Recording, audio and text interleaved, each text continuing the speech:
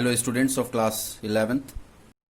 As you all know, CBSE has reduced the syllabus up to 30% due to COVID. So, in this video, we are going to discuss about the deleted topics by CBSE.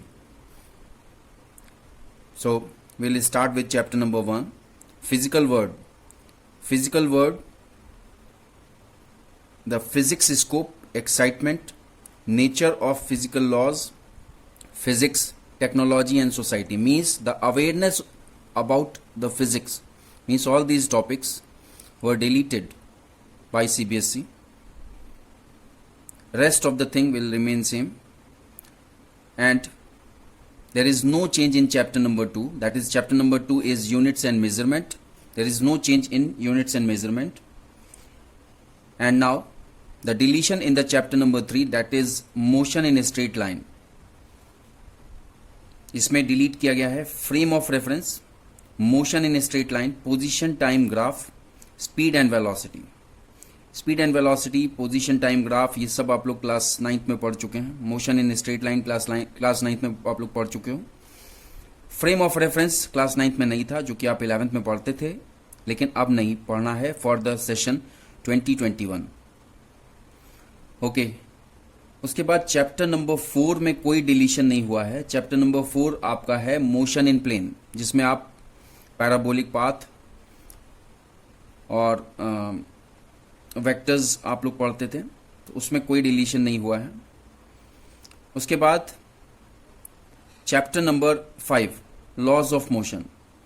अब इसमें वही चीज जो आपने class 9th में पढ़ी थी, inertia, concept of force, Newton's first, second and third law, momentum, impulse, ये सारी चीज जो क्लास 9th में पढ़ी थी ये डिलीट कर दी गई है. ओके. उसके बाद chapter number 6, there is no change in the chapter number 6, that is work, energy and power. Work, energy, power जैसा था वैसे ही आपको पढ़ना है, पूरा सिलेबस पढ़ना है, उसमें कोई डिलीशन नहीं हुआ है. उसके बाद chapter number 7, that is system of particles and rotational motion.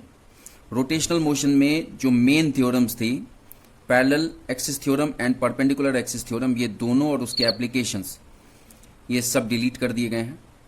Means जो इंपॉर्टेंट थ्योरम्स 2 ही थी इसमें, वो डिलीट कर दी गई हैं. अब इसको आपको क्लास 11th में नहीं पढ़ना है फॉर दिस सेशन. उसके बाद चैप्टर नंबर 8 ग्रेविटेशन. ग्रेविटेशन में Kepler's law of planetary motion, acceleration due to gravity, ये वही चीज़ डिलीट की गई है जो कि आप क्लास 9th में पढ़ चुके हो. क्लास 9th में ग्रेविटेशन चैप्टर में आपने पढ़ा था एक्सीलरेशन ड्यू टू ग्रेविटी और साथ ही साथ Kepler's law of planetary motion, first, second and third Kepler's law. तो 11th में इसको डिलीट कर दिया गया है. तो अब अप टू चैप्टर नंबर 8 आपकी पहली बुक कवर होती है, जिसमें कि जो डिलीटेड पोर्शन है उसके बारे में आपको मैंने समझा दिया. अब next book is starting from chapter number 9, that is mechanical properties of solids. Mechanical properties of solid में elastic behaviour, shear modulus of rigidity, बाकी जो मॉडुलस हैं, बल्क मॉडुलस वगैरह, ये सब चीज़ इसमें कोई चेंज नहीं किया गया, लेकिन शेयर मॉडुलस जो है वो आपका डिलीट कर दिया गया. पॉइजन्स रेशियो, इलास्टिक एनर्जी, और इसका प्रूफ भी होता था जो इम्पोर्टेंट था, लेकिन अब इस साल के स्टूडेंट को, जो लोग इस बार 11th में हैं, उनको ये नहीं पढ़ना है, elastic energy and the proof related to that energy. Okay. उसके बाद अब हम देखते हैं चैप्टर नंबर 10 में कोई डिलीशन नहीं हुआ है. चैप्टर नंबर 10 है mechanical properties of fluids. Mechanical properties of fluids में कोई डिलीशन नहीं हुआ है, जिसमें आप बर्नौली थ्योरम वगैरह पढ़ोगे, उसमें कोई चेंज नहीं है. ओके. फिर chapter number 11 thermal properties of matter. इसमें पूरा हीट से रिलेटेड जो important thing, heat, temperature, heat transfer. Heat transfer के 3 मोड्स होते हैं, कंडक्शन, कन्वेक्शन और रेडिएशन. अब आपको इस साल ये नहीं पढ़ना है, ये डिलीट हो चुका है. अब chapter number 12 is related to thermodynamics. Thermodynamics में हीट इंजन और रेफ्रिजरेटर, ये दोनों डिलीट कर दिया गया है, और बाकी थर्मोडायनेमिक्स में कोई चेंज नहीं किया गया.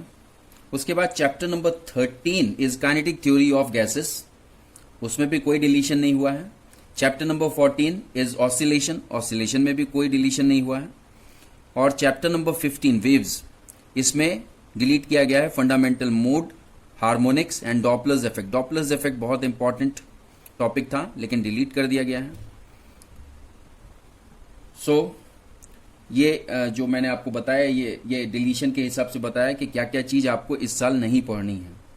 अब आप लोग को मैं बताना चाहता हूं कि यूनिट के हिसाब से क्या क्या कितने कितने मार्क्स हैं। जैसे unit number 1, 2 and 3, unit number 1, 2 and 3। Unit number 1 के में चैप्टर कौन सा है? यूनिट नंबर 1 में चैप्टर नंबर 1 और 2 है, फिजिकल वर्ल्ड।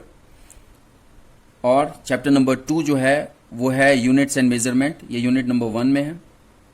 यूनिट नंबर 2 में आपका motion in straight line and motion in plane, मतलब काइनेमेटिक्स के 2 पार्ट हैं, तो दोनों पार्ट यूनिट नंबर 2 में आते हैं। उसके बाद यूनिट नंबर 3 में लॉज ऑफ मोशन। तो इस तरह से ये तीनों यूनिट का कंबाइंड जो आपका मार्क्स होगा वो 23 मार्क्स। ये मैं एनुअल के पेपर की बात कर रहा हूं। 23 मार्क्स यूनिट नंबर 1, 2, 3 से पूछे जाएंगे। उसके बाद यूनिट नंबर 4, 5, 6। यूनिट नंबर 4 क्या है? यूनिट नंबर 4 है work energy and power. Unit number 5 आपका है system of particles and rotational motion. And unit number 6 is gravitation. इन तीनों यूनिट से आपके 17 मार्क्स के क्वेश्चंस होते हैं। उसके बाद unit number 7, 8 and 9।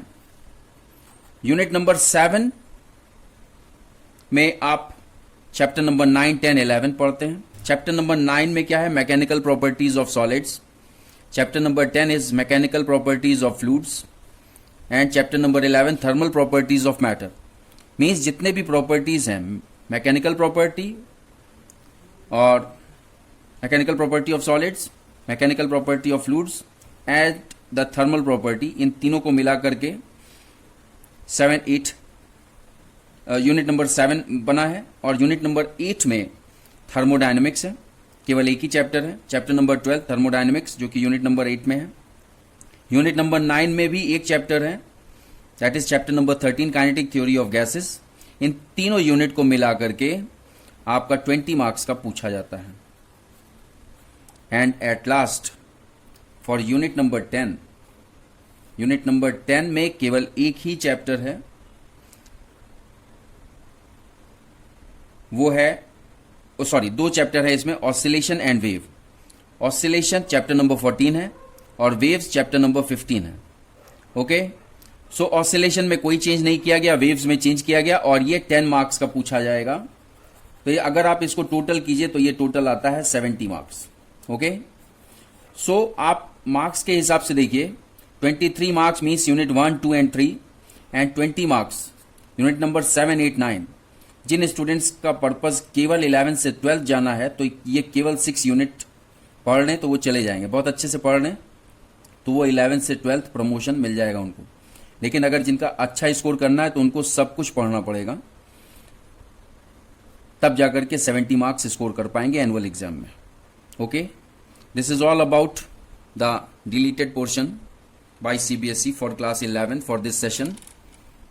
Thank you very much.